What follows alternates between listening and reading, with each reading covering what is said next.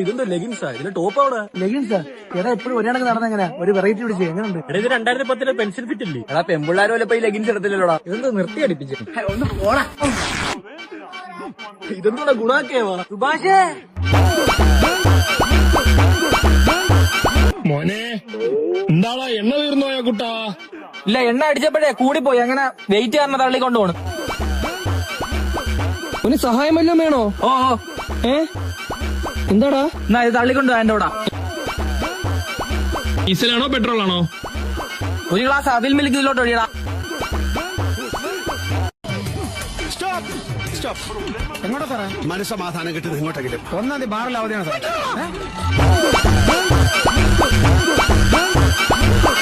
ആദ്യമായി ചന്ദ്രനിൽ കാലുകുത്തിയതാരാണ്? ശരി, നീൽ ആംസ്ട്രോങ്. എല്ലാവർക്കും അറിയാം. രണ്ടാമതായി കാലുകുത്തിയതാരാണ്? അതും നീൽ ആംസ്ട്രോങ് ആണ് സാർ. പിന്നെ ഒറ്റക്കാലിൽ നടക്കണമെന്നാണ്.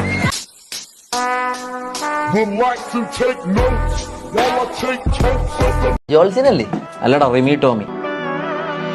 എന്നാ മച്ചൊരു പാട്ട് പാടോ ബ്രോ? ഇവ ഒരു ഇൻട്രോവേർട്ടാണ്. ഇൻസ്റ്റാൾമെന്റിനാണെങ്കിൽ എടുക്കാം. എന്തോന്ന് ഇൻവെർട്ടർ?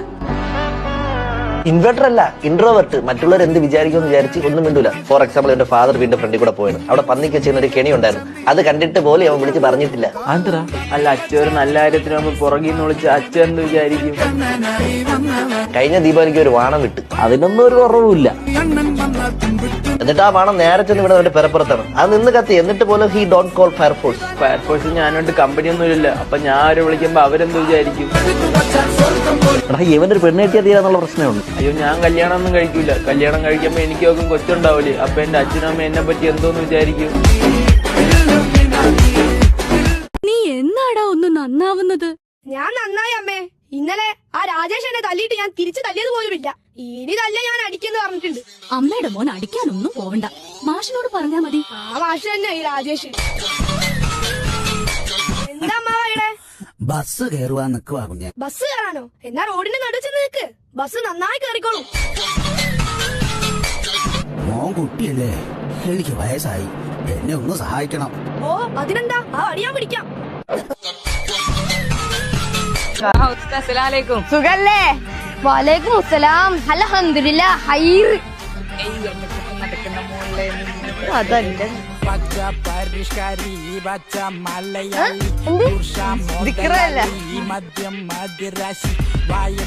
പപ്പ എനിക്ക് എന്തിനാ കയ്യില്? പപ്പയുടെ പാന്റ് കയറി ഇല്ലേ? പപ്പയുടെ ഡിങ്കിൾ ബെൽസ് എല്ലാരും കാണും.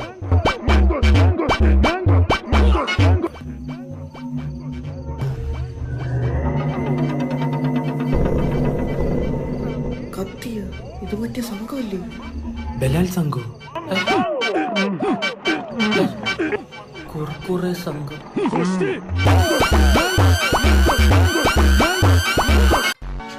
ചേട്ടാ, ഒരു 50 രൂപ ഉണ്ടാവും ബസ്സിന് പോകാൻ പൈസ ഇല്ലാണ്ട്. അതെ, ഇതൊക്കെ വേണം. വലിയ ടീമോ അത് വാങ്ങാൻ ഈ പൈസ വെച്ചു.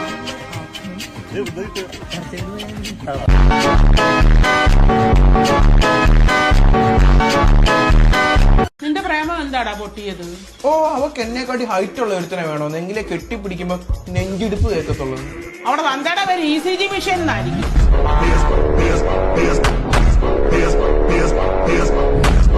നിങ്ങൾക്കറിയാമോ, 480 രൂപ ടിക്കറ്റിന് 480 രൂപ ടിക്കറ്റ് കൊടുത്താണ് ഞാൻ പടം കാണാൻ വേണ്ടി വന്നത്.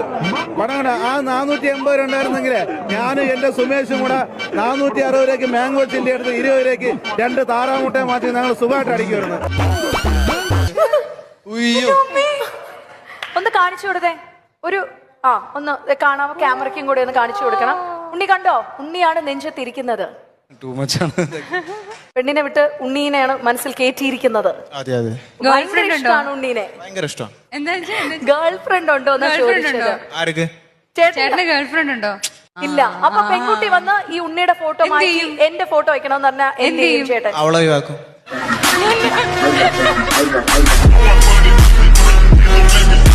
നമ്മളെ ഇപ്പുറത്തെ നെഞ്ചി ബാധിച്ചൂടെ? വേണ്ട, താല്പര്യമില്ല.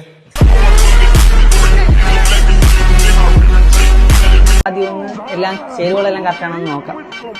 ഇടിയപ്പം സത്യം പറഞ്ഞാൽ മണത്ത് നോക്കൽ നടക്കുന്ന കാര്യമല്ല, പക്ഷെ കറികൾ പറ്റും കേട്ടോ. ഉപ്പ് ഓക്കെ ആണെന്നാണ് തോന്നുന്നത്.